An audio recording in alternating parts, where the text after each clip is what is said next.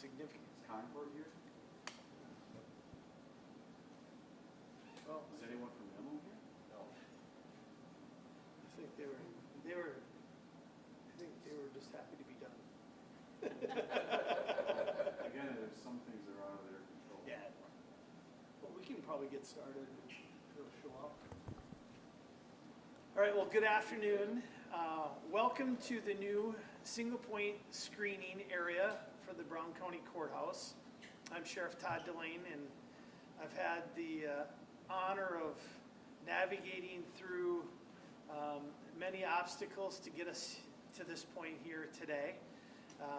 First of all, it is important to thank all of the people who made this happen, and it really started with our security team here at the courthouse, our sheriff's deputies that are here every day, and then absolutely the help of our circuit court judges who wanted to move our courthouse in a direction that allowed for safer activity throughout the courthouse. And then after much discussion and help from our county executive, we were able to move this to our committee level and the full county board, and we're very lucky today to have Keith Denise here, who is the chairman of the Public Safety Committee for Brown County, and really forged this moving ahead.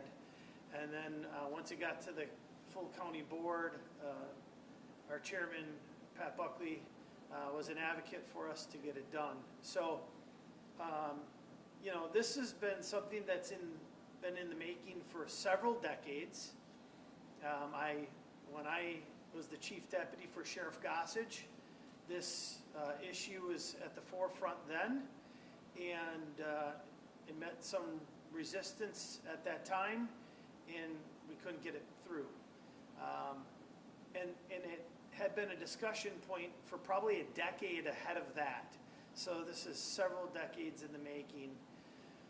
And what you see here today is our ability to screen individuals before they enter into the courthouse to ensure that they're not bringing items into the courthouse that pose a danger to everyone who's here, including those who don't have a choice to be here, meaning our jury pools. The jury pools who are selected throughout the community, who don't have a choice, who have to show up, and it's important that they feel safe and secure when they come in, and certainly that helps us do that. So tomorrow will be the first day of the screening, and there'll be certainly several changes in the fact that it might be a little bit slower at first to get people through, but we're confident we're going to be able to make that efficient and as quick as possible. Some of the other big changes, obviously, is the fact that this is the exit as well. And for those who've been in the courthouse for many years, they've had the ability to come and go out of many doors. That will no longer be the case tomorrow. If you go out any other door, you're going to set off a bunch of alarms. So just a reminder to everyone who's coming to the courthouse tomorrow, this is the entry and exit for the courthouse and the district attorney's office. So again, thank you for coming out. What I want to do today is have Judge Hawk speak a few minutes, as well as the county executive, and then I have Lieutenant Joe Patnode here, and he's going to talk about prohibited items for the courthouse and answer any questions about security that you might have. So with that, Your Honor, thank you. Thank you. I'm Tammy Hawk. I'm one of the judges in Brown County and the presiding judge in Brown County. And I just want to, first of all, extend my thanks to everyone who was involved in this project. It was a very long process, as you heard Sheriff Delane say, but he was a huge advocate for the creation of the single point entry and screening area, as was our previous public safety chairman, Keith Denise. And they really were able to implement this moving forward and really get the other players on board. And so I want to thank both of them because their work was tireless and very, very meaningful. I think this is really important to our community. We have so many people who are required to come to the courthouse by nothing that they've done. Maybe they're a witness, maybe they're serving as a juror, maybe they've had a case initiated against them, or maybe they are here because of something that they've done. Maybe they are a defendant. Everyone in the courtroom deserves, anyone who comes to the courthouse deserves to feel safe. And there have been a lot of people who've come even into my courtroom after accessing the courthouse and were explaining and surprised about how there wasn't security. I can't tell you how many jury trials I've had where after the trial, a juror has brought up, I can't believe you can just walk into this courthouse and not be screened. So I think this is a huge step forward for us as a community, presenting a safer environment for all of those people who are compelled to come here. And so I just want to say thank you to everyone involved. Thank you to Troy as well for his hard work. I'll turn it over to you at this time. I think this is a great accomplishment for Brown County. One of the things that was kind of a surprise to me is, I get an opportunity to travel throughout through the state of Wisconsin and go to different courtrooms. We were one of the last counties to actually have a secure entrance for their courtroom or the courthouse. And so that was a little bit of a surprise. And as you heard Sheriff Delane and Honorable Judge Hawk talk about, just that time that it took to get us here, there was definitely a belief about when you come in this historic, by the way, this is a historic building with some amazing art and just the architectural aspect of it. We would encourage the public to continue to come in and enjoy what was built so long ago. Let's not lose sight of that. But the world's changed. Simple as that. And we want to make sure that the people who are here are safe. And for many years, as Sheriff Delane has noted, you could come and go from multiple different angles, different doors, different entrances, and it was time for Brown County to up its game. And so through the county board, through the judges, remember there's a lot of different players inside this space. We have the district attorney's office, the sheriff's office, the courts, the circuit courts, county board, so a lot of different individuals who have different ideas of what this looked like. Long term, of course, from our perspective, we have a vision about this courthouse square and what it potentially can be and what it could be. As was noted to you guys earlier, we have some aging infrastructure, some aging buildings that eventually we will need to address one way or the other. And the question, of course, comes in, what does it look like? If Representative Wimberger or Senator Wimberger's and Representative Steffen's legislation does pass, we will need 2 more courtrooms to address the growing needs of Brown County. And let's not make any mistake about it. I'm going to take advantage if I have a camera before me. We have a massive problem of backlogs in Brown County. We are very rare when it comes to the rest of the state of Wisconsin, and it's really important for us to address that. This facility allows us to have the capability of doing it. One of the things, of course, was addressing the secured entrance. And so we are accomplishing that. What most taxpayers are concerned about, of course, how do we do with our budget? We did come under budget, and that is a credit to our contractor that we've hired, to our facilities team that oversaw it, to the sheriff's office who helped oversee that as well, and the county board oversight committees. So in the end, this is a new day for Brown County in terms of how you're going to interact with one of the state's most historical courthouses in the state of Wisconsin, and more importantly, where we provide justice. And so with that, I'm going to turn it back over to Sheriff Delane. Thank you. All right, so I'm going to ask Lieutenant Patno to come up. Lieutenant Patno is the supervisor who oversees our courthouse, and he's going to talk about some of the changes, things to be expected as we move forward. So as the sheriff and the county executive have mentioned, this is going to be the single point of entry and exit from the courthouse moving forward. All the other doors to the building that have previously been used will have audible alarms, and my staff will have to respond to every alarm that somebody sets off because they leave the incorrect door. With that, obviously, we have added additional signage to help people navigate through the courthouse. And then in addition to having the single point entry and having people scanned, we did establish a list of prohibited items. And those lists kind of are common sense items. Obviously, we don't want anything brought into the courthouse that is a potential weapon or that could potentially harm somebody. So, guns, knives, those things are all protected under state statute or ordinances. But other things like box cutters, because somebody might be stopping in at the courthouse on a lunch break, and their normal job requires them to use one of those. So we are not going to push people to just lose those items completely. Obviously, we understand that that item might be pertinent or necessary for their job. So we're going to encourage people to bring those items back to their vehicles, have them secured. Obviously, this media push to just not bring those items in general, but we will have the availability to have a location where those items can be turned into us, but they will be destroyed and we're not going to be able to give them back. So that list of prohibited items is very common sense. We can make that available to you, but it is, those items that could be used potentially as a weapon against another person in the courthouse. As it's been brought up, the purpose for this is to make everybody who's coming here, whether they're a victim, whether they're a witness, a defendant, they should all feel safe coming to the courthouse. Somebody trying to get a restraining order and be able to accomplish their business while they're in here without having concern for their safety. So does anybody have any questions at this point for myself or Sheriff Delane? Mind if I ask a question to the judge? Does she mind if you ask? Sorry. Judge, can you talk a little bit about kind of from your standpoint behind the bench, the threat environment that you work in? Has it changed? Has it evolved?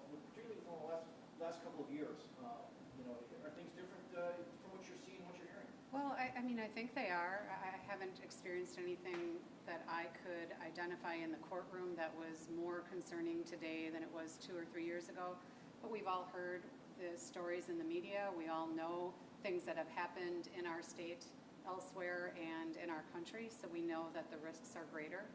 And I think this will provide a great sense of relief, not only to the employees who work here, but also all of the other people who come to the courthouse, knowing that when that person reaches into their pocket or into the items that they're carrying, that it's not going to be a weapon. Judge, I'm a little old school. Is it Tammy Jo or is it just Tammy Hawk? Either is fine. My full name is Tammy Jo. Thank you. Thank you. Earlier was mentioned that you guys came under budget for getting this project done. Is there any estimates on how much this cost in total? The total cost of this project was about 3.3 million. It was budgeted 3.8, right? Yeah, I think the time it was all done, it was almost to almost 4 million. Walk us through, someone's coming in, what are they doing? What's the process? Yep, so they're gonna come in the so there's a single door that's marked as main entrance, so they're gonna come in that door. There's gonna be a queuing line, just like you would expect at most venues across the country now. They'll go through the queuing line. There's gonna be some notifications there for them that indicate what the prohibited items are, and also that all persons and items brought into the courthouse are subject to search. Once they get to the front of the queuing line, it's going to be very similar to a TSA process. There's the big plastic bins that you'll put your larger items in.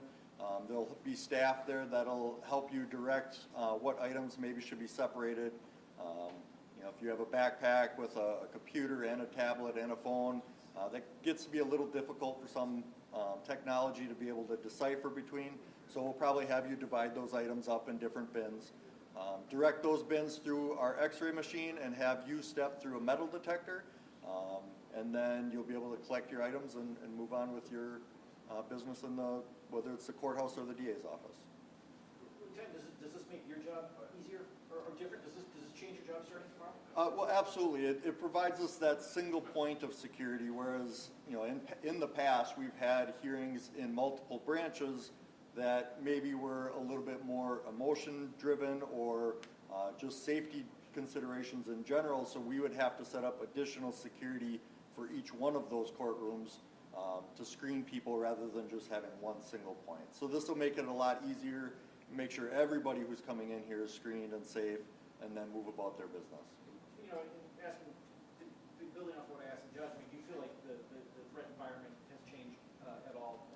several years? So there's not been any specific incidents that have happened in the courthouse, but like she said, there's been incidents across the country. You know, our society's changing a little bit, and you know, we're just making adaptations to that to make sure that we're being as safe as we can. Earlier was mentioned that this is the last county to have security measures like this in their courthouse. Just to make sure, is that correct? We're probably one of the last ones of our size. One Of of the our last ones of size. your size? Yeah. There's some smaller counties that still have, they still do not have single point security entrances. For the ones that do have the security point entrances, have you guys worked with them at all to, you know, understand how the flow is going to be, and if so, you know, what does that look like?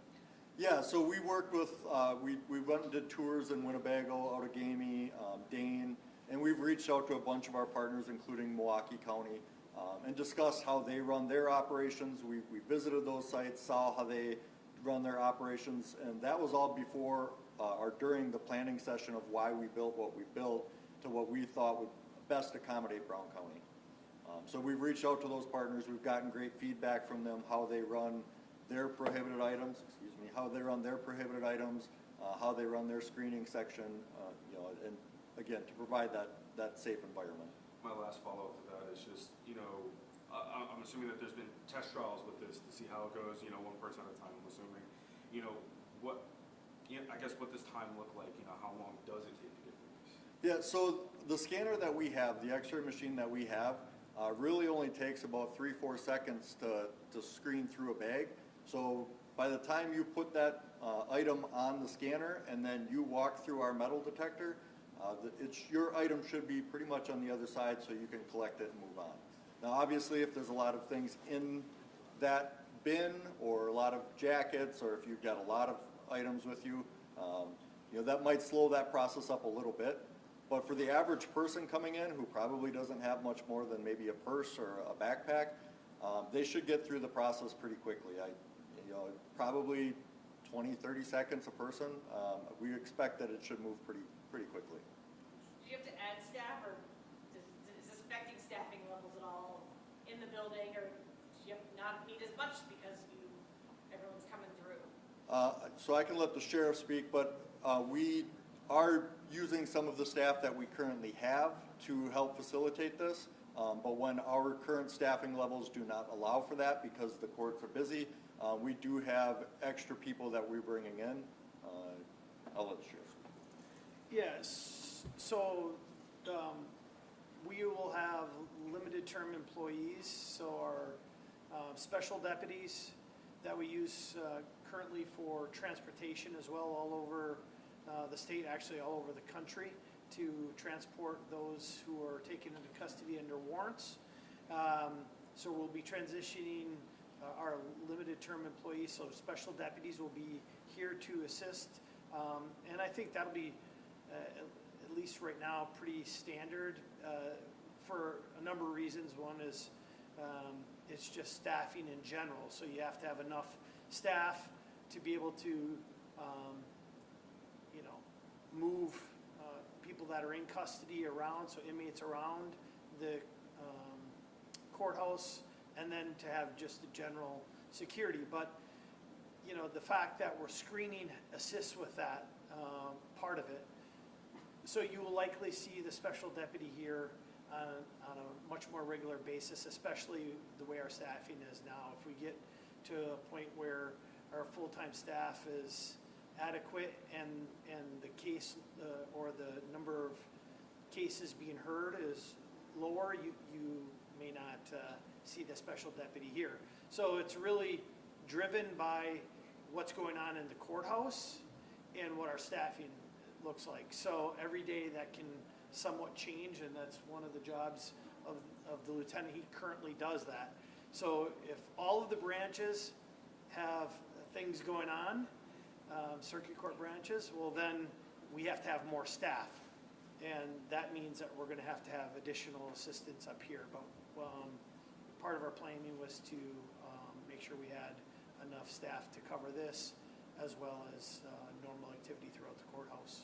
So is there like a minimum number of people that will be working here at any given time, or is it? Yeah, you'll always, for the most part, see 2 people up here. Plus, we have additional office space right behind here where you may have staff doing other scheduling and stuff. Because you have to remember, we're moving inmates from the jail to the courthouse every day, and court calendars are changing every day. People take, pleas and, have different, for different reasons, they're rescheduled. So we'll have people here as well to assist if things are, things change and we need additional staff.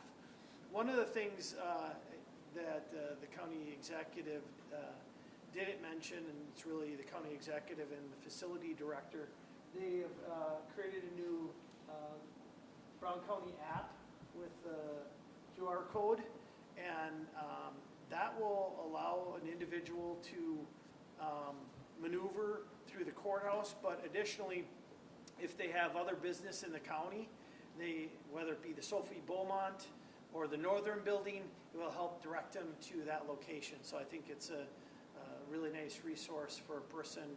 And now with technology the way it is, everyone just wants to use their phone and do it. We talked about having other maps, but I'm probably just dating myself by talking about having paper maps and stuff, because everything's done by phone and apps. So with that, does anyone else have any questions? One small one I did have, just want to clarify, it's open from 7:45 to 6:30 p.m.? No, 4:30, 16:30 military time. Joe spent enough time in the military, so I noticed that he had it at 16:30, so 4:30. So it will be open as long as the courthouse is open, just like it is today. So hours are very similar today, and when the last hearing is complete, the courthouse gets secured. So normally, all of our doors would be open until 4:30. But if there's a jury trial that ran late and that ran until 6, 7, 8 o'clock at night, the courthouse remains open as long as there's business in the courthouse. But after that business is completed, we give time for everyone to clear out, and then the courthouse will be shut down. So if there's business in the courthouse, this single point entrance will be utilized. Again, the last thing I want to mention is a lot of work went into this over many, many years. And I think it's important to realize that, this is just another piece of the county thinking long-term. This entrance is in a position where, as the county moves forward with additional plans with the old jail and what the additional courtrooms in the courthouse will look like down the road, this is designed in a way that will provide access to those new areas once they're completely developed. So this wasn't something that was just put together with an idea of it's helping us just today. This was something that was put together with a long-term plan of what the future will hold for Brown County. So thank you for coming out today, and I think Lieutenant Pat Note, are you going to be able to show them? Yeah. We're going to actually show you some scanning, and I think he has some scans that will show what a weapon will look like when it comes through. We did our training on it already, so they know what to look for. So again, thank you for coming out today. I do just have one more quick thing I remembered. I get asked a lot about handicap parking. So we still have the 3 spots for handicap parking at the rear of the courthouse. And then on Jefferson Street, right off of Walnut, there are 2 spots designated as handicap parking.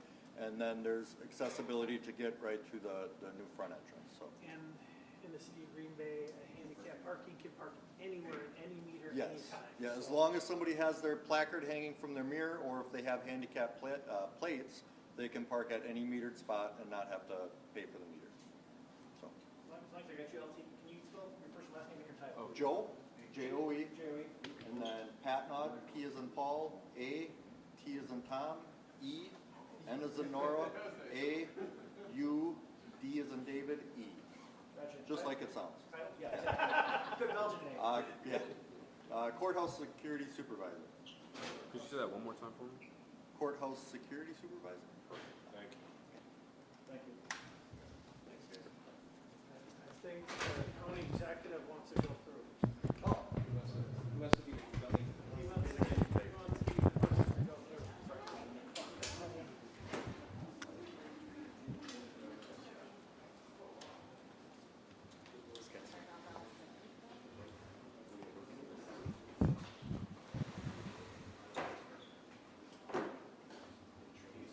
keys, sir, and change. You want to take your jacket off? You can leave your belt and your shoes on. I got my TSA. Not full TSA. You got your pre-check going on here. Just slide this over. I'll hit the scan. And then again, we would have another officer over on that side that's going to direct him through the metal detector and then address any issues that might have popped up. So that is a zone metal detector. By the time he is through, or shortly after, it's going to come through. Oh, looks like our bin got hung up a little bit. Probably because of the grain.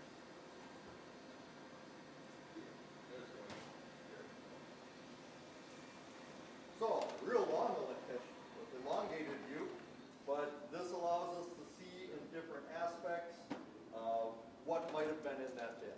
Okay, so I'm going to back up because this machine has the ability that I can constantly see multiple images or store images for a long period of time. But earlier today I sent my backpack through with a gun inside of it. And the machine has AI technology built into it. And it did identify the gun and the ammo source that is inside of it. And again, it's got different filters so we can try to pick things out and get rid of maybe the bin that it was in and try to see a little bit more focus on the items themselves. But then kind of going to a little bit smaller, same backpack, and I threw my knife in one of the side pockets and it was able to use the AI technology and picked out that knife. Now, it is AI, so it's only as good as the person looking at it when it comes down to it. So the people we're having working here are going to go through some training, and they've already been through some training as far as how to identify key items that they're going to, obviously our prohibited items list. So we're going to take those items, address them. Again, our first option is please bring it back to your car. If you do not want to bring it back to your car and you don't want to keep it, then we will have it destroyed. Any other questions? How many more prohibited items do you have in your backpack? And my backpack, no, that's a different story. Might be a few. Any questions?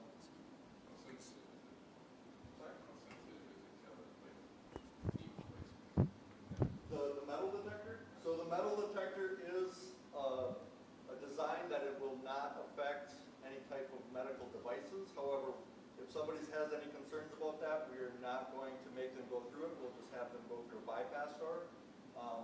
Right now, the settings that I have it set at, I've had 2 different people go through, so it's kind of based on the hardware that you